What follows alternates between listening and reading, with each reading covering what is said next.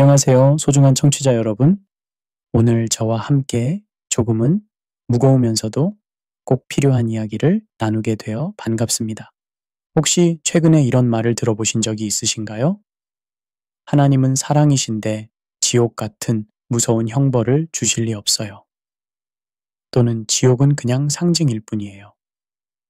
21세기의 문자 그대로 믿는 건 너무 구시대적이죠. 이런 목소리들이 교회 안에서조차 점점 더 커지고 있습니다. 마치 지옥이라는 개념 자체가 현대인들에게는 부담스러운 짐처럼 여겨지고 있는 것 같습니다. 그런데 잠깐, 정말 그럴까요? 지옥을 부정하는 것이 과연 더 사랑스러운 복음일까요? 아니면 그 이면에 우리가 놓치고 있는 더 깊은 의도가 숨어 있는 것일까요? 오늘 우리는 함께 이 질문의 답을 찾아보려 합니다. 그리고 그 과정에서 우리 신앙의 가장 근본적인 토대가 무엇인지 다시 한번 확인해 보려 합니다. 제1장 현대교회 안의 조용한 혁명. 여러분, 혹시 조용한 혁명이라는 말을 들어보신 적 있으신가요? 총성 없는 전쟁, 눈에 보이지 않는 변화를 뜻하는 말입니다.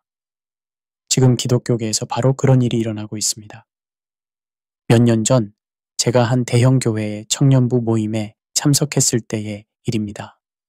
한 청년이 손을 들고 질문했습니다. 목사님, 정말 지옥이 있나요? 제 불신자 친구들이 모두 지옥에 간다고 생각하니까 너무 괴로워요.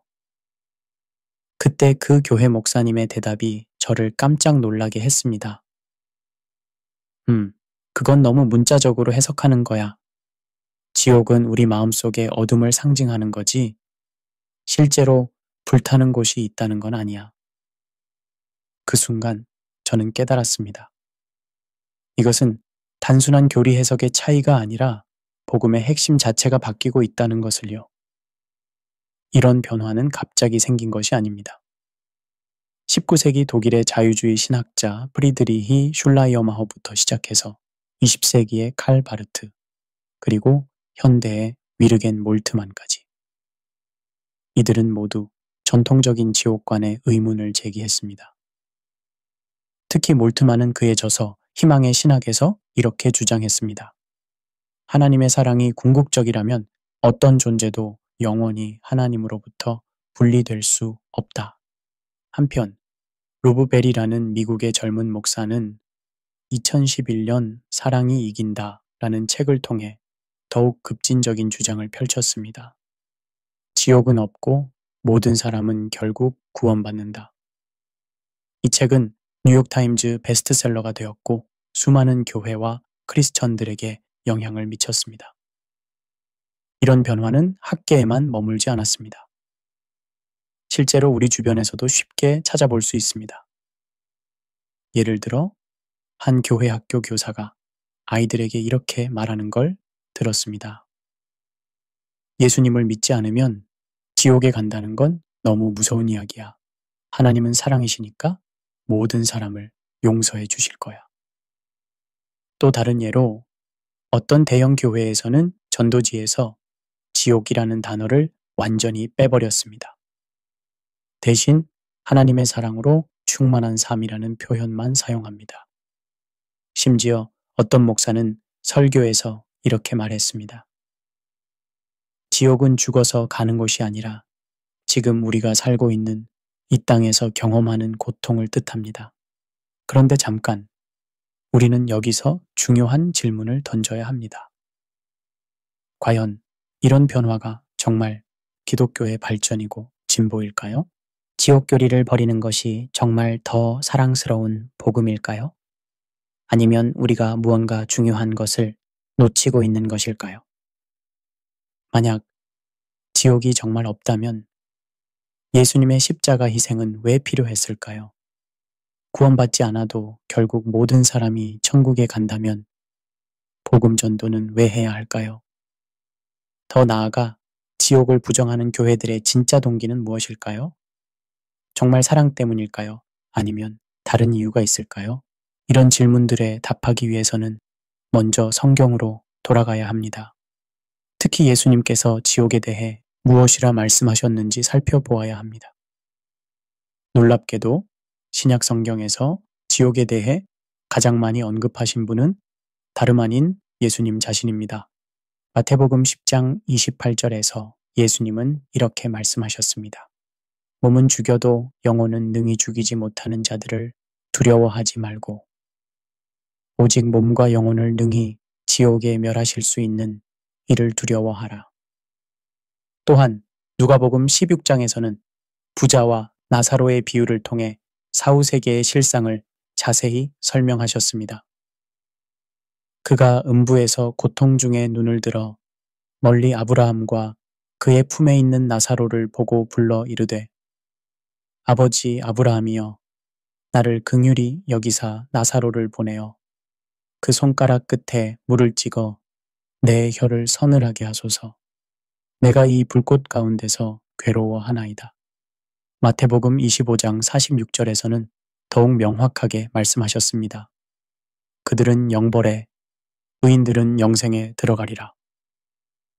그렇다면 우리는 이런 상황에서 어떻게 해야 할까요? 첫째, 성경을 있는 그대로 믿고 받아들여야 합니다. 우리의 감정이나 현대적 감각에 맞지 않는다고 해서 성경의 교훈을 임의로 바꿀 수는 없습니다. 둘째, 지옥교리를 두려움이나 협박의 도구로 사용해서는 안 됩니다. 오히려 하나님의 사랑과 공의가 동시에 나타나는 진리로 이해해야 합니다. 셋째, 주변에서 지옥을 부정하는 가르침을 접할 때 분별력을 발휘해야 합니다. 겉으로는 사랑스러워 보이지만 실제로는 복음을 약화시키는 가르침일 수 있습니다. 제2장, 역사 속의 경고 신호들. 역사는 우리에게 많은 것을 가르쳐 줍니다. 특히 교회사를 살펴보면 지옥교리에 대한 공격이 언제나 교회의 타락과 함께 나타났다는 사실을 발견할 수 있습니다. 4세기의 오리게네스부터 시작해서 중세 후기의 일부 신비주의자들, 그리고 18세기 계몽주의 시대의 자유주의자들까지. 이들의 공통점은 무엇이었을까요? 바로 인간의 이성과 감정을 성경의 권위 위에 놓았다는 것입니다. 현대심리학은 사람들이 지옥을 거부하는 이유에 대해 흥미로운 통찰을 제공합니다. 인지부조화 이론의 창시자 레온 페스팅거는 사람들이 서로 모순되는 신념을 동시에 가질 때 심리적 불편함을 느낀다고 했습니다. 하나님은 사랑이시다와 하나님은 사람을 지옥에 보내신다. 라는 두 명제가 충돌할 때 많은 사람들이 후자를 포기하는 쪽을 선택합니다. 또한 현대 심리학자 조너선 하이트는 그에 져서 도덕적 동물에서 이렇게 지적했습니다. 현대인들은 해를 피하고 배려를 추구하는 도덕 기반을 가장 중요시한다. 따라서 처벌이나 심판의 개념을 본능적으로 거부한다. 철학계에서는 오랫동안 악의 문제라는 것을 다뤄왔습니다. 만약 하나님이 전능하시고 선하시다면 왜 악이 존재하는가? 그리고 왜 영원한 형벌이 존재하는가? 18세기 철학자 데이비드 휴문 이렇게 주장했습니다. 무한히 선한 존재가 무한한 고통을 허락할 수는 없다. 이런 논리가 현대의 지옥 부정론자들에게 철학적 근거를 제공하고 있습니다. 하지만 여기에는 중요한 오류가 있습니다. 인간의 제한된 이성으로 하나님의 완전한 성품을 판단하려 한다는 것입니다. 흥미롭게도 사회학자들은 지옥교리와 교회 성장 사이의 상관관계를 발견했습니다. 하트포드 신학교의 사회학자 스콧 탄너는 그의 연구에서 이런 결과를 발표했습니다. 지옥을 강조하는 교회들이 단기적으로는 성장률이 낮지만 장기적으로는 더 안정적이고 지속 가능한 성장을 보인다. 반면 지옥을 부정하거나 약화시키는 교회들은 초기에는 많은 사람들이 몰리지만 시간이 지나면서 교인들의 헌신도가 떨어지고 이탈률이 높아진다는 것입니다. 이는 왜 그럴까요? 아마도 지옥의 실제성이 신앙의 진지함과 긴급성을 만들어내기 때문일 것입니다. 이해를 돕기 위해 간단한 비유를 들어보겠습니다. 한 환자가 병원에 왔는데 의사가 검사 결과를 보고 심각한 표정을 지었습니다. 암이 발견된 것입니다. 이때 의사에게는 두 가지 선택이 있습니다. 첫 번째는 환자에게 진실을 말하는 것입니다. 안타깝지만 암이 발견되었습니다. 하지만 지금 치료를 시작하면 완치 가능성이 높습니다. 두 번째는 환자의 기분을 상하지 않게 하기 위해 거짓말을 하는 것입니다. 별일 아닙니다. 그냥 몸조리 잘하시면 됩니다. 어느 쪽이 정말 환자를 사랑하는 것일까요? 당연히 첫 번째입니다. 비록 충격적이고 무서운 진실이지만 그 진실을 알아야 치료받을 수 있기 때문입니다. 지옥교리도 마찬가지입니다. 무섭고 불편한 진실이지만 그 진실을 알아야 구원의 필요성을 깨닫고 예수님께 나아올 수 있습니다. 그렇다면 지옥을 부정하는 교회들의 진정한 동기는 무엇일까요? 정말 사랑 때문일까요? 혹시 이런 것들은 아닐까요? 첫째, 인기 끌기. 지옥을 빼면 사람들이 더 쉽게 교회에 나올 수 있습니다. 둘째, 죄책감 없는 신앙생활. 지옥이 없다면 굳이 회개하거나 삶을 바꿀 필요가 없습니다. 셋째, 지적 우월감. 우리는 옛날식 무서운 교리에 얽매이지 않는 진보적인 크리스천이다 라는 자부심. 넷째, 책임 회피. 복음 전도나 제자 양육의 부담에서 벗어날 수 있습니다. 물론 모든 경우가 그런 것은 아니겠지만 우리는 이런 가능성들도 고려해 봐야 합니다. 그렇다면 성경은 하나님의 사랑과 공의에 대해 무엇이라 말씀하고 있을까요? 시편 89편 14절은 이렇게 말합니다. 공의와 정의가 주의 보좌의 기초라 인자함과 진실함이 주 앞에 있나이다. 여기서 중요한 것은 하나님의 인자함과 공의가 대립하는 것이 아니라 조화를 이룬다는 점입니다. 로마서 1장 18절에서 사도 바울은 하나님의 진노가 불의로 진리를 막는 사람들의 모든 경건하지 않음과 불의에 대하여 하늘로부터 나타나느니라고 했습니다. 하나님의 사랑은 무조건적 용납이 아닙니다. 죄에 대한 분명한 심판과 함께 나타나는 거룩한 사랑입니다. 그렇다면 우리는 어떻게 균형 잡힌 복음을 전해야 할까요? 첫째, 지옥을 협박의 도구가 아닌 하나님의 공의의 표현으로 이해해야 합니다. 둘째, 지옥의 실제성을 전하되 그 목적은 두려움을 조장하는 것이 아니라 구원의 필요성을 깨닫게 하는 것입니다. 셋째, 지옥과 함께 천국의 영광도 균형 있게 전해야 합니다.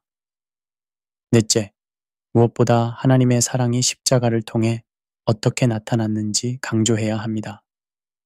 제3장, 신학적 오류들의 정체. 악마의 가장 큰 속임수는 자신이 존재하지 않는다고 사람들을 믿게 하는 것이다. 이는 프랑스 시인 샤를 보들레르의 유명한 말입니다. 마찬가지로 현대 기독교에서 가장 교묘한 속임수는 지옥이 존재하지 않는다고 사람들을 믿게 하는 것일지도 모릅니다. 그런데 이런 가르침들은 매우 세련되고 학문적으로 포장되어 있어서 분별하기가 쉽지 않습니다. 만인구원론은 결국 모든 사람이 구원받는다는 주장입니다. 듣기에는 참 좋은 말 같지 않나요? 하지만 여기에는 치명적인 문제가 있습니다. 19세기 미국의 신학자 호세아 벌루는 만인구원론의 대표적 인물이었습니다. 그는 하나님의 사랑이 무한하다면 그 사랑은 결국 모든 존재를 구원할 것이다 라고 주장했습니다. 현대에 와서는 독일의 신학자 위르겐 몰트만이 비슷한 주장을 펼쳤습니다. 그의 희망의 신학에서 그는 하나님의 승리는 완전해야 하므로 어떤 존재도 영원히 잃어버려지지 않을 것이다 라고 했습니다. 이런 주장들이 매력적으로 들리는 이유는 무엇일까요? 첫째, 감정적으로 호소력이 있습니다. 누구도 사랑하는 사람이 지옥에 가는 것을 상상하고 싶어 하지 않으니까요. 둘째, 도덕적 우월감을 줍니다. 나는 원시적인 복수의 하나님이 아니라 사랑의 하나님을 믿는다는 식으로요. 셋째, 전도의 부담을 덜어줍니다. 어차피 모든 사람이 구원받는다면 굳이 복음을 전할 필요가 없으니까요. 하지만 잠깐, 이런 생각들이 정말 성경적일까요? 예수님은 마태복음 7장 13절과 14절에서 이렇게 말씀하셨습니다. 좁은 문으로 들어가라. 멸망으로 인도하는 문은 크고 그 길이 넓어. 그리로 들어가는 자가 많고 생명으로 인도하는 문은 좁고 그 길이 협착하여 찾는 자가 적음이라. 여기서 예수님은 분명히 두 가지 길이 있다고 하셨습니다. 하나는 멸망으로, 하나는 생명으로 인도하는 길. 그리고 멸망의 길로 가는 사람이 더 많다고 하셨습니다. 만약 만인구원론이 맞다면 예수님의 이 말씀은 무슨 의미일까요? 그냥 사람들을 겁주려고 하신 말씀일까요? 또 다른 이론은 조건부 구원론입니다. 이는 구원받지 못한 자들이 지옥에서 영원히 고통받는 것이 아니라 그냥 소멸된다는 주장입니다. 이 이론의 대표적 지지자인 존 스토트는 이렇게 말했습니다. 영원한 고통보다는 영원한 소멸이 하나님의 공의에 더 합당하다. 언뜻 들으면 합리적으로 보일 수 있습니다. 하지만 여기에도 문제가 있습니다.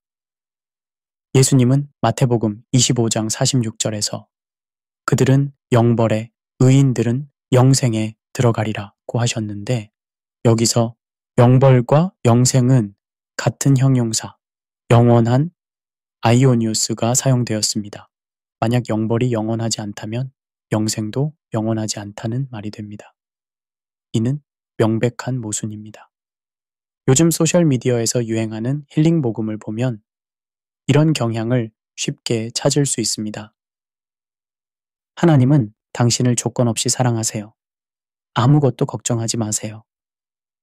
모든 사람은 하나님의 자녀입니다. 구별이나 차별은 없어요. 사랑이 전부예요. 심판이나 정죄는 옛날 이야기죠. 이런 메시지들이 나쁜 것일까요? 물론 하나님의 사랑은 참이고 그 사랑은 조건이 없습니다. 하지만 전체 복음의 일부분만 강조하면서 다른 중요한 부분들은 숨기는 것은 문제가 있습니다. 마치 의사가 환자에게 괜찮다, 걱정 마라, 고만 말하면서 병의 심각성이나 치료의 필요성은 말하지 않는 것과 같습니다. 심리학자들은 사람들이 자신이 믿고 싶은 것만 선택적으로 받아들이는 확증 편향이라는 현상을 발견했습니다. 지옥 부정론도 이런 심리적 메커니즘과 관련이 있을 수 있습니다. 사람들은 불편한 진실보다는 위로가 되는 거짓말을 더 선호하는 경향이 있으니까요. 또한 현재 편향이라는 것도 있습니다. 사람들은 먼 미래의 결과보다는 지금 당장의 만족을 더 중요시합니다. 지옥은 죽은 후의 일이니까 지금은 신경 쓰지 않겠다는 심리입니다. 현대 포스트 모던 문화의 특징 중 하나는 절대 진리를 거부하는 것입니다. 모든 것은 상대적이고 각자의 진리가 있다는 식으로 말입니다. 이런 문화적 배경에서 지옥처럼 절대적이고 피할 수 없는 심판의 개념은 매우 불편하게 느껴집니다.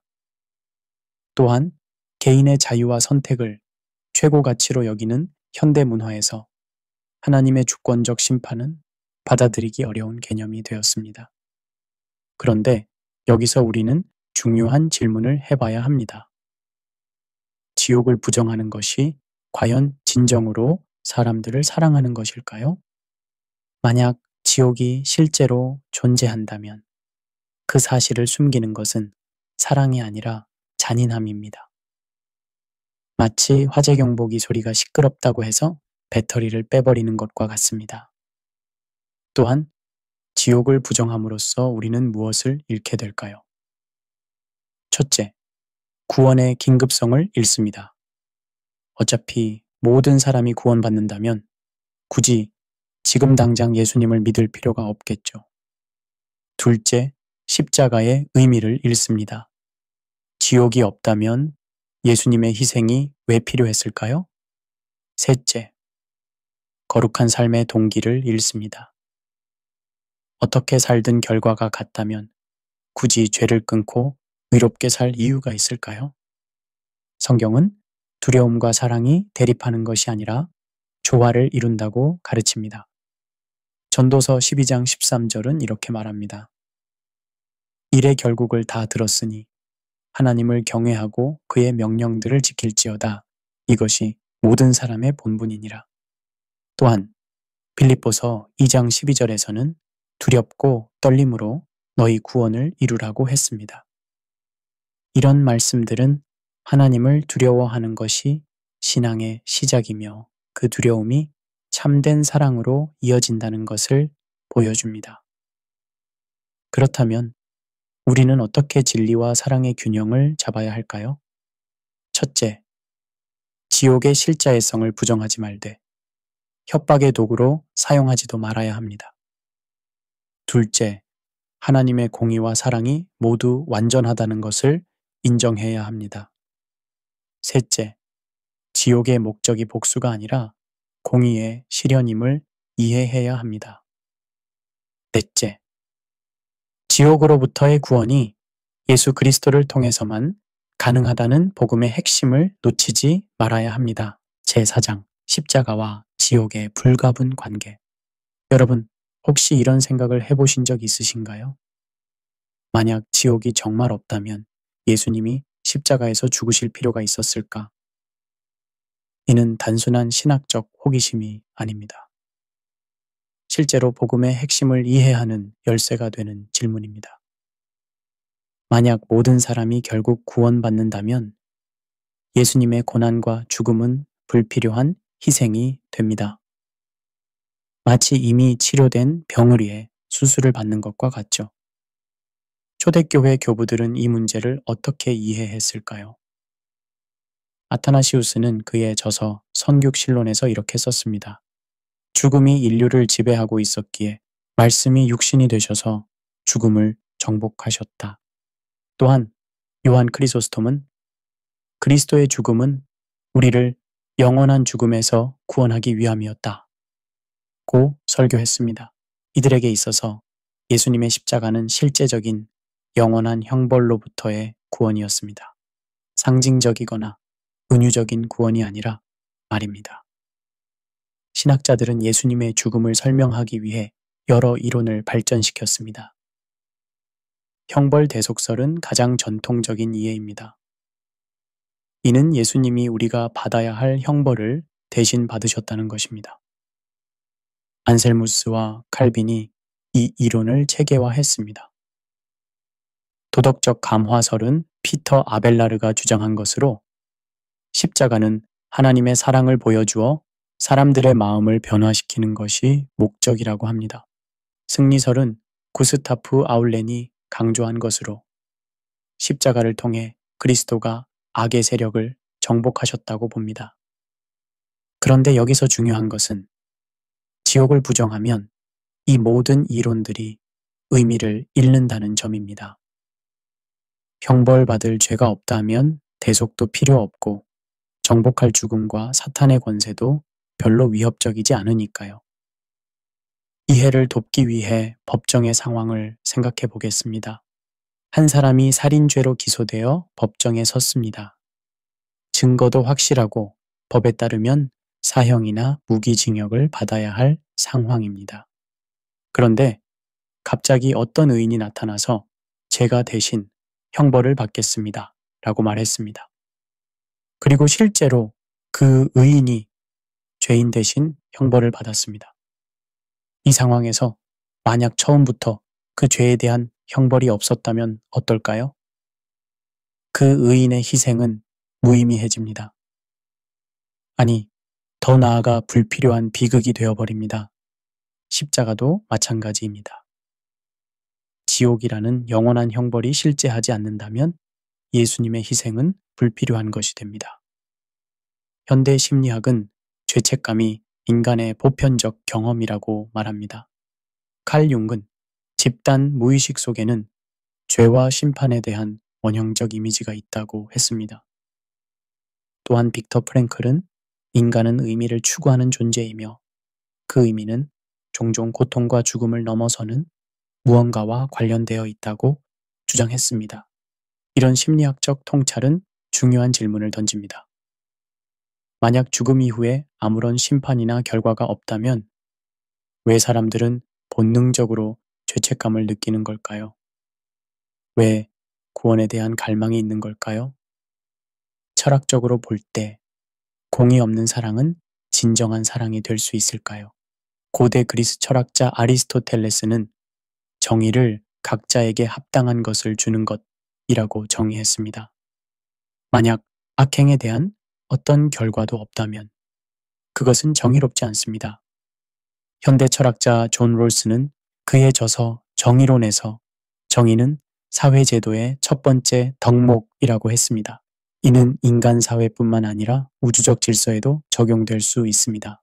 하나님이 만약 죄에 대해 아무런 심판도 하지 않으신다면 그분은 정의로운 분이 아니게 됩니다. 그리고 정의롭지 않은 사랑은 진정한 사랑이라고 할 수 있을까요? 사회학자들은 영원한 결과에 대한 믿음과 도덕적 행동 사이의 상관관계를 연구했습니다. 듀르켐의 연구에 따르면 사후세계에 대한 믿음이 강한 사회일수록 범죄율이 낮고 도덕성이 높다고 합니다. 반대로 지옥이나 심판에 대한 믿음이 약화된 사회에서는 상대주의가 확산되고 도덕적 기준이 모호해진다는 연구 결과들이 있습니다. 이는 우연일까요? 아니면 지옥교리가 실제로 인간의 도덕성과 책임감에 중요한 역할을 한다는 증거일까요? 여기서 우리는 중요한 질문에 직면합니다.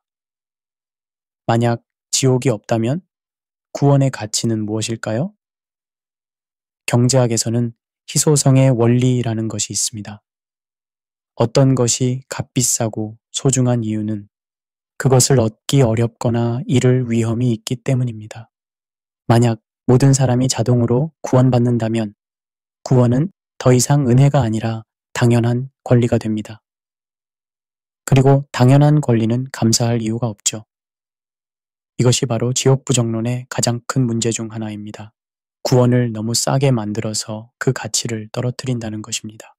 성경은 예수님의 고난과 죽음의 의미를 어떻게 설명하고 있을까요? 이사야 53장 5절은 이렇게 말합니다. 그가 찔림은 우리의 허물 때문이요. 그가 상함은 우리의 죄악 때문이라. 그가 징계를 받음으로 우리는 평강을 누리고 그가 채찍에 맞음으로 우리는 나음을 받았도다. 또한 베드로전서 2장 24절에서는 친히 나무에 달려 그 몸으로 우리 죄를 담당하셨으니 이는 우리로 죄에 대하여 죽고 의에 대하여 살게 하려 하심이라. 그가 채찍에 맞음으로 너희는 나음을 얻었느니라고 했습니다. 이런 말씀들은 예수님의 고난이 실제적인 형벌을 대신 받으신 것임을 분명히 보여줍니다. 그렇다면 우리는 십자가를 어떻게 이해하고 적용해야 할까요? 첫째, 십자가의 필요성을 인정해야 합니다. 지옥이 실제하기 때문에 십자가가 필요했습니다. 둘째, 십자가의 값비싼 대가를 깨달아야 합니다. 하나님의 아들이 목숨을 바쳐야 할 만큼 죄의 결과는 심각합니다. 셋째, 십자가의 은혜에 감사해야 합니다. 우리가 받을 형벌을 대신 받아주신 사랑에 감격해야 합니다. 넷째, 십자가의 복음을 전해야 합니다. 이 놀라운 구원의 소식을 다른 사람들과 나누어야 합니다. 제5장, 현대교회에 미치는 실제적 영향. 지금까지 우리는 지옥 부정론의 신학적, 철학적 문제들을 살펴보았습니다. 하지만 이것이 단순히 신학교 교실에서만 논의되는 추상적인 문제일까요? 절대 그렇지 않습니다. 실제로 이런 가르침들이 현대교회에 미치고 있는 영향은 우리가 생각하는 것보다 훨씬 심각하고 광범위합니다. 먼저 예배와 설교에서 일어나고 있는 변화를 살펴보겠습니다. 10년 전까지만 해도 많은 교회에서 회개와 구원의 긴급성을 강조하는 설교를 들을 수 있었습니다. 오늘이 구원의 날이다. 회개하고 복음을 믿으라는 메시지가 자주 선포되었죠. 하지만 요즘은 어떨까요?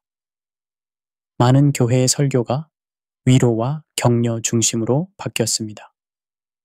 하나님은 당신을 사랑하세요.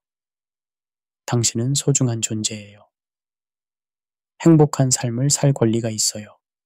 같은 메시지가 주를 이룹니다. 물론 이런 메시지들이 잘못된 것은 아닙니다. 하나님의 사랑은 참이고 우리는 정말 소중한 존재입니다. 하지만 복음의 한 면만 강조하면서 다른 중요한 면들을 배제하는 것은 문제가 있습니다. 한 목사님의 증언을 들어보겠습니다.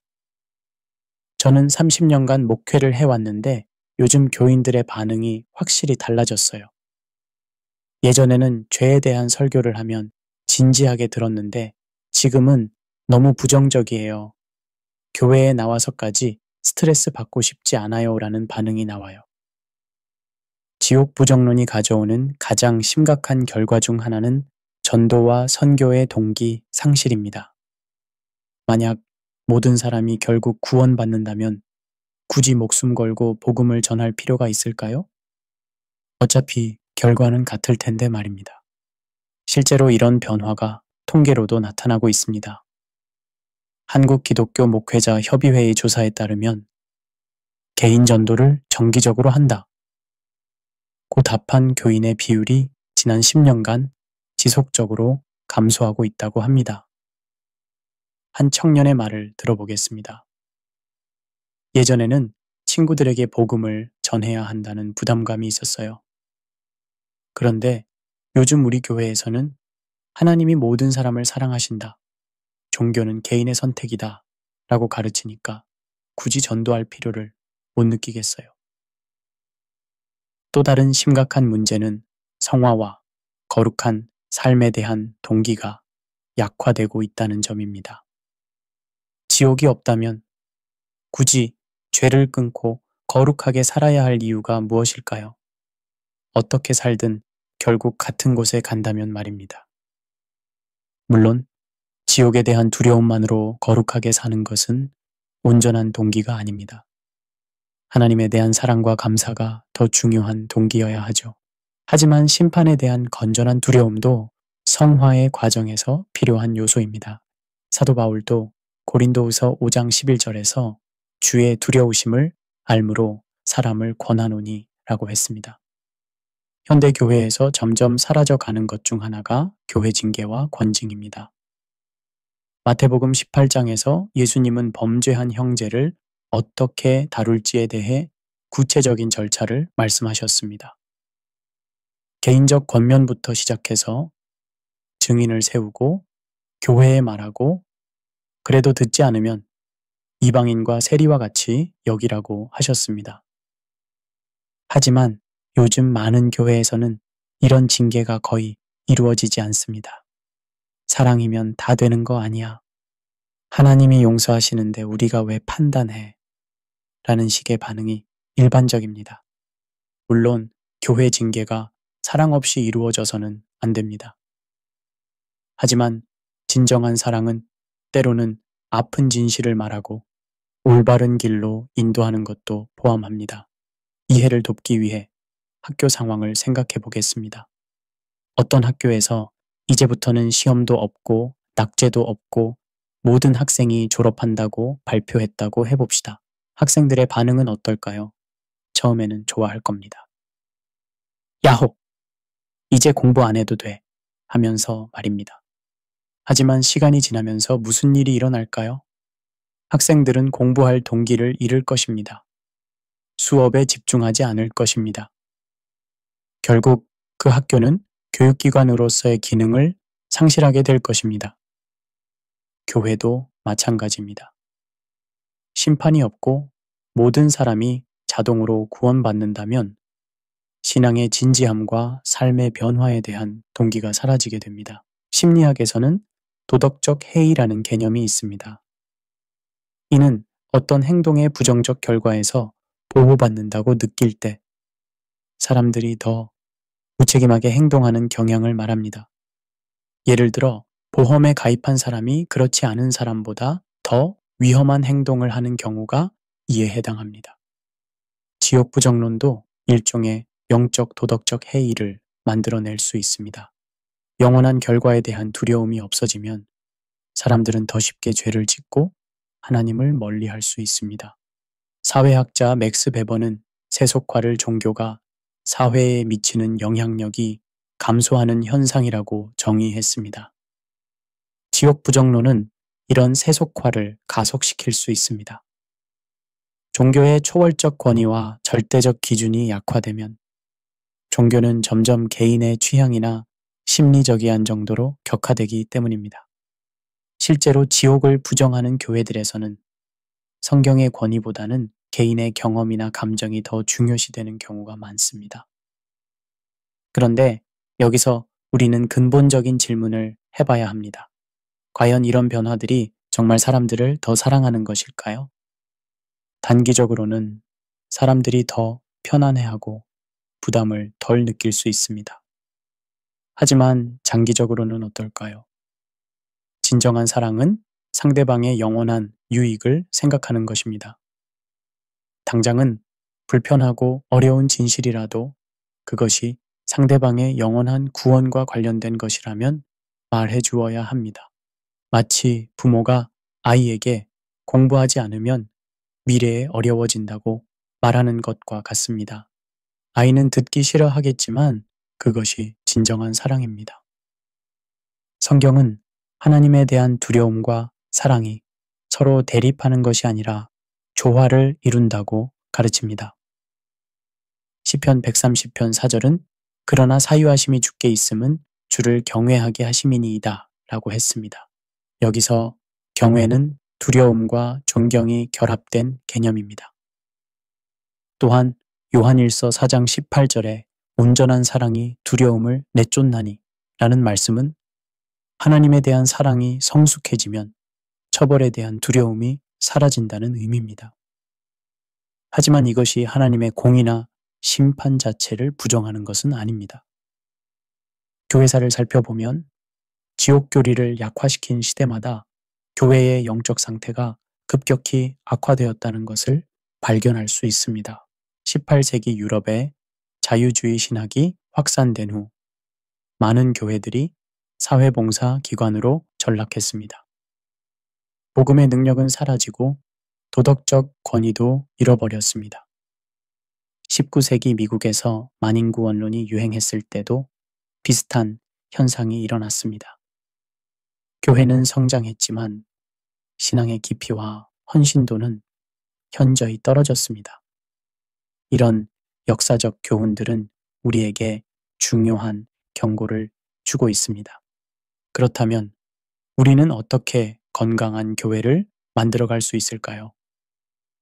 첫째, 성경의 균형 잡힌 메시지를 전해야 합니다. 하나님의 사랑과 함께 공의도, 은혜와 함께 진리도 선포해야 합니다. 둘째, 지옥의 실제성을 가르치되 그 목적이 두려움 조장이 아니라 구원의 필요성을 깨닫게 하는 것임을 분명히 해야 합니다. 셋째, 회개와 믿음의 중요성을 강조해야 합니다. 값싼 은혜가 아니라 값비싼 은혜의 복음을 전해야 합니다. 넷째, 성화와 거룩한 삶에 대한 성경적 동기를 제시해야 합니다. 두려움만이 아니라 사랑과 감사, 그리고 영광의 소망을 균형 있게 제시해야 합니다. 에필로그, 진리를 향한 우리의 선택. 여러분, 우리는 지금까지 지옥을 부정하는 교회들의 문제점과 그들이 숨기고 있는 의도들을 살펴보았습니다. 그리고 이제 우리는 선택의 기로에 서 있습니다. 편안하고 듣기 좋은 거짓말을 택할 것인가? 아니면 불편하지만 생명을 구하는 진실을 택할 것인가? 저 역시 한때는 지옥교리가 너무 가혹하다고 생각했던 적이 있습니다. 사랑의 하나님이 어떻게 그런 끔찍한 형벌을 주실 수 있을까 하고 의문을 품었죠. 하지만 성경을 더 깊이 연구하고 하나님의 성품을 더 온전히 이해하면서 깨달았습니다. 지옥은 하나님의 사랑과 모순되는 것이 아니라 오히려 그분의 완전한 거룩함과 공의를 보여주는 것이라는 사실을요. 그리고 무엇보다 지옥이 실제하기 때문에 십자가가 더욱 의미 있고 감사한 것임을 깨달았습니다. 그렇다면 우리는 이제 무엇을 해야 할까요? 첫째, 우리 자신부터 성경의 진리를 온전히 받아들여야 합니다. 불편한 진리라도 하나님의 말씀이라면 겸손히 수용해야 합니다. 둘째, 균형 잡힌 복음을 먼저 알고 그 후에 전해야 합니다. 하나님의 사랑만도 심판만도 아닌 둘 다를 포함하는 온전한 복음을 말입니다. 셋째, 지옥으로부터의 구원이 얼마나 감사한 은혜인지 깊이 묵상하고 그 감사함을 삶으로 표현해야 합니다. 넷째, 아직 구원받지 못한 사람들에게 복음을 전해야 합니다. 지옥이 실제하기 때문에 복음 전도는 선택이 아니라 필수입니다. 사랑하는 여러분, 진리는 때로 불편합니다. 하지만 그 불편한 진리가 우리를 자유롭게 하고 구원으로 인도합니다. 지옥을 부정하는 것은 사랑이 아닙니다. 오히려 사람들을 영원한 멸망으로 이끄는 잔인한 속임수입니다. 반대로 지옥의 실제성을 전하는 것은 비록 듣기 어렵고 불편할지라도 사람들을 영원한 생명으로 인도하는 참된 사랑입니다. 우리는 이 시대의 유행이나 사람들의 비위를 맞추기 위해 진리를 타협할 수 없습니다. 오히려 진리의 파수꾼으로서 마지막 때까지 성경의 가르침을 온전히 지켜나가야 합니다. 비록 무겁고 어려운 주제였지만 우리가 함께 진리를 추구하고 성경의 가르침을 온전히 이해하려고 노력했다는 것 자체가 의미 있는 일이었다고 생각합니다. 앞으로도 여러분이 성경의 진리 위에 굳게 서서 이 어두운 시대에 빛과 소금의 역할을 감당하시기를 간절히 바랍니다. 그리고 언제나 기억하시기 바랍니다. 지옥은 두려운 곳이지만 우리에게는 그곳에서 우리를 구원하신 예수 그리스도가 계십니다. 그분의 사랑과 은혜가 여러분과 항상 함께 하시기를 축복합니다. 건강하시고 하나님의 은혜가 충만하시기를 바랍니다. 감사합니다.